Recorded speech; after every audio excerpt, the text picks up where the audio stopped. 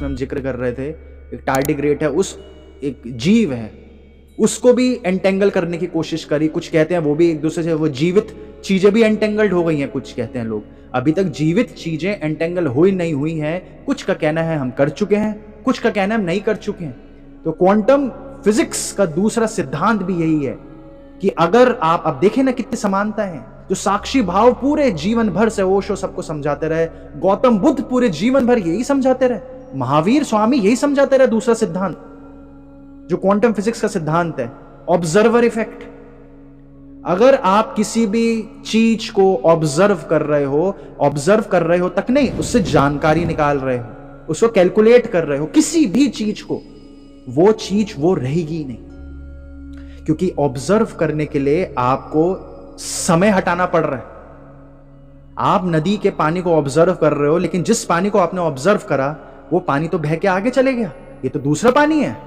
उस जो पहले पानी का हिस्सा आपने ऑब्जर्व करा, उसमें कुछ प्रकार के पत्ते होंगे, कुछ प्रकार के जीव होंगे, क्या पता क्या माइक्रो ऑर्गेनिजम्स है, वो आगे चले गया। अब आपने दूसरे को ऑब्जर्व करा, वो तो वो नहीं रहा। ऊपरी तौर पर ये हमें लगता है कि सेम पानी है, लेकिन क्वांटम क्योंकि डिटेल में डील कर रहा है, एकदम बहुत ही बारीक सूक्ष्म स्तर पर डील कर रहा है, तो हमें वो भिन्नताएं दिख जाती हैं। ऑब्जर्वर इफेक्ट ही ये है कि तुम किसी चीज को अगर बीच में इंटरप्ट कर रहे हो तो तुम्हारी ऑब्जर्वेशन सारी गलत हो जाएंगी।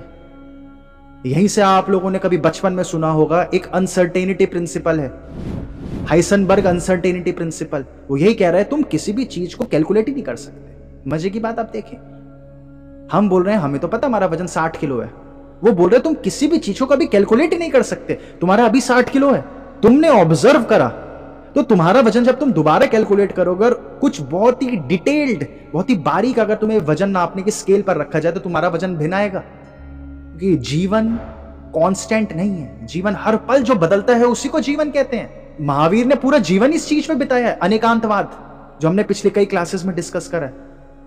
ये उस तरफ से श्रोडिंजर भी यही बोल रहे हैं, ऑब्जेक्टिव रियलिटी है ही नहीं। हालांकि ये जो मैंने आपको बात बताई, ये जीवन से रिलेटेड चीजों पर अप्लाई होती है। ये जीवन से रिलेटेड, हर वक्त जीवन बदलेगा ही बदलेगा, तो उसे आप ऐसे कैलकुलेट नहीं कर सकते, उसे सिर्फ अनुभव करा जा सकता है। जैसे आप ये नहीं बोल सकते कि 5 किलो प्यास मुझे लगी है, या 2 मिलीलीटर या 6 किलोमीटर प्यास लगी है मुझे।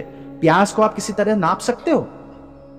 नहीं नाप सकते। किसी खूबसूरती को आप किसी तरह नाप सकते हो? नहीं नाप सकते। जो लाओ त्सु बोल रहे हैं कि किसी चीज को अगर मैं तुम्हें बताऊंगा ना, वो गड़बड़ हो जाएगी। और इसलिए बोला जाता है कि जो देख रहा है, देखने वाला ही चीज में जान फूंकता है। ये क्वांटम मैकेनिक्स का सिद्धांत है। और श्रोडिंजर बोलते थे कि, श्रोडिंजर की आप बात सुनकर हैरान होंगे, वो कैसी बातें कर रहे हैं। उस वक्त तो लोग हंसते थे उन पर, क्योंकि वैज्ञानिकों को सनकी कहा जाता है, क्योंकि वैज्ञानिक किसी थ्योरी पर नहीं चल रहा है, वो खुद का ज्ञान बना रहा है। श्रोडिंजर बोलते थे कि अगर मैं किसी बक्से में बिल्ली रख दूं और उस बक्से के अंदर मैं बम फोड़ दूं या कोई रेडियो एक्टिव एलिमेंट डाल दूं, तो गैस ऐसे लीक कर दूं, तो जब तक मैं बक्सा नहीं खोलूंगा तब तक मुझे नहीं पता चल सकता, और ना ही ये किसी को मानना है कि वो बिल्ली जीवित है कि मृत है। वो बिल्ली उस वक्त जीवित भी हो सकती है और वो बिल्ली उस वक्त मृत भी हो सकती है। यहां तक वो कहते थे कि अगर आप अभी आप अपने जिस कमरे में बैठे हो, तो आपके डाइनिंग रूम में अगर कोई कुर्सी रखी हुई है तो कोई बड़ी बात नहीं, कुर्सी अभी इसी वक्त वहां ना भी हो। ऐसी ऐसी बातें करते थे वो। आपके डाइनिंग टेबल कहीं घूमने जा रखी हो, ये बोला करते थे वो, कि जब तक वो चीज हमारे सामने नहीं है तो उसी वक्त वो चीज जीवित भी हो सकती है। अगर लिटरल वर्ड में मैं आपको बोलूं तो वो कहते थे वो चीज उसी वक्त जीवित भी हो सकती है और वो चीज उसी वक्त मृत भी हो सकती है। वो एक समय पर 2 चीजें मौजूद हो सकती है, जीवित भी और मृत भी। और एक चीज एक ही समय पर 2 जगह भी मौजूद हो सकती हैं। ये क्वांटम फिजिक्स चल रही है। क्योंकि हम खुशकिस्मत हैं कि हम इंडिया में पैदा हुए हैं, तो हम ये सारी चीजें समझ पाते हैं। बाहर के लोग तो ये भी नहीं समझ पाते कि किसी पेड़ को हम तोड़ें और किसी पेड़ की जड़, जैसे कि हल्दी है, हम पेड़ की जड़ निकालकर उसे खाने तो हमारा बुखार सही हो जाएगा। नहीं समझ पाएंगे। वो बोले कैसी बातें कर रहे हो, हल्दी से ये पेड़ की जड़ तोड़कर थोड़ी बुखार सही होता है तुम्हारा। बाहर के लोग ये भी नहीं समझ पाते। बहुत सारे फर्क हैं, और इसलिए मैं समझता हूं कि इस वक्त खुशकिस्मत हैं वो लोग जो सारी चीजें बिना अहम के पढ़ पाए। अहम की कमी होना आपकी किस्मत है। अहम इंसान के आगे डॉक्टर विश्वरूप भी गए हैं, अहम इंसान को लगा इसे क्या पता, इसको कुछ नहीं पता।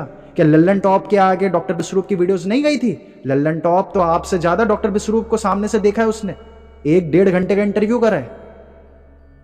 लेकिन उसकी किस्मत है, अहम है, वो नहीं समझ पाया। डॉक्टर विश्वरूप कह रहे हैं कि एक बार खुद तो पढ़ लो वैक्सीन लगानी कि नहीं लगानी, और 2 साल बाद सारी एक बार डॉक्टर विश्वरूप की सत्य हो गई। अहम की कमी आपकी किस्मत भी समझें, आपके पूर्व जन्म के आप कर्म समझें। बहुत बदकिस्मत है वो इंसान जिसके अंदर अहम है, बहुत बदकिस्मत है। अहम खत्म करना, आप स्वतः ही ध्यान पर आ जाओगे। और अहम खत्म करना क्योंकि मुश्किल है, तो इसलिए हमें मजबूरन हमें आंख बंद कर एक जगह बैठकर ध्यान करना पड़ता है। ये बहुत महत्वपूर्ण चीज है कि विज्ञान की जो भी हम चीजें देख रहे हैं, इसी वजह से उसमें मिस्टेक्स होनी निश्चित है। ये मिस्टेक्स हम तक नहीं पता चलेंगे, हम लोगों को नहीं बताई जाएंगी, क्योंकि बहुत सारे उनके ढांचे जिस चीज पर बसे हुए हैं वो गड़बड़ा जाएंगे। इस समझ पा रहे होंगे आप, रियलिटी से कितनी दूरी हो जा रही है, हद से ज्यादा दूरी है। ये क्वांटम फिजिक्स का दूसरा सिद्धांत कह रहा है कि हम किसी भी चीज को ऑब्जर्व कर रहे हैं तो गड़बड़ा जा रही है, और ये गड़बड़ यहां तक जाती है कंप्यूटर सॉफ्टवेयर्स जो होते हैं ना आप लोगों के, हम सबके कंप्यूटर्स में, उनको भी अगर आप ऑब्जर्व करोगे तो उनमें भी गड़बड़ी है। कितनी हैरानी की बात है।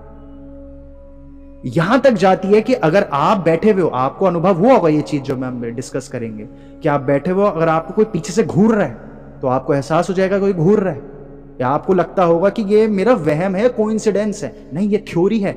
इस थ्योरी को भी नाम ऑब्जर्वर इफेक्ट ही है। अलग अलग हिस्सों की थ्योरीज होती हैं, जैसे ये साइकोलॉजी की थ्योरी हो जाएगी, वो कंप्यूटर की थ्योरी हो जाएगी। तो ये भी थ्योरी है कि जब कोई आपको देख रहा होता है तो आपका बिहेवियर बदल जाता है, और इंसानों को पता चल पाता है कि कोई इसे ऑब्जर्व कर रहा है। ये एक्सपेरिमेंटल एविडेंसेस के साथ प्रैक्टिकली देखा जा चुका है, बहुत बार देखा जा चुका है कि CIA को कोशिश होती है कि मिलिट्री जो पर्सनल होते हैं हमारे, या फिर जो US डिफेंस के जो पर्सनल है, उनको कैसे हम बढ़िया बनाएं। तो वो देखते हैं कि जब इन पर निगरानी रखी जा रही है ना, इन सोल्जर्स पर, तो बेहतर एक्ट कर रहे हैं, ये बेहतर तरीके से अपने कार्य कर रहे हैं। और अगर निगरानी नहीं रखी जा रही तो बेकार कार्य कर रहे हैं। और कैसे निगरानी? ऐसे नहीं कि कोई निगरानी CCTV कैमरा से या किसी भी चीज से। क्वांटम फिजिक्स की जो भी आप चीजें देखेंगे, और बहुत सारी चीजें क्वांटम फिजिक्स में, अभी 2 ख्याल में आई तो हमने 2 डिस्कस करी। हम हर चीज को डिफरेंट देख रहे हैं। हम बोल रहे हैं कि सफेद का उल्टा काला है, जबकि ये बिल्कुल गलत बात है। वो एक दूसरे के पूरक हैं। हम जीवन का उल्टा मृत्यु देख रहे हैं, वो बिल्कुल गलत है। अगर आप उपनिषद को समझोगे तो वो बोल रहे हैं जीवन और मृत्यु कुछ है ही नहीं, ऐसा एक दूसरे के अपोजिट है ही नहीं। लेकिन अगर हम ऑब्जेक्टिव रियलिटी से देखेंगे तो जीवन और मृत्यु एक दूसरे के अपोजिट है, क्योंकि आप समझे क्वांटम एंटेंगलमेंट में समय एग्जिस्ट ही नहीं करता, कोई टाइम ही नहीं एग्जिस्ट कर रहा है। वो जिस वक्त वो हम बदलाव आ रहा है, एक दूसरे से जुड़ गए पार्टिकल्स, उसी वक्त दूसरे पार्टिकल में बदलाव आ जा रहा है। अगर आपको ऐसे लोगों के बीच में रख दिया जाए, जो लोग इन चीजों पर, विषयों पर अपने अनुभव शेयर कर रहे हैं, वो सुबह से शाम तक यही चीजें कर रहे हैं, इंसानी शरीर की क्षमताएं समझ चुके हैं, और शरीर विकसित और शक्तिशाली हो जाए वो ये भी समझ चुके हैं, इससे भी कुछ नहीं होता।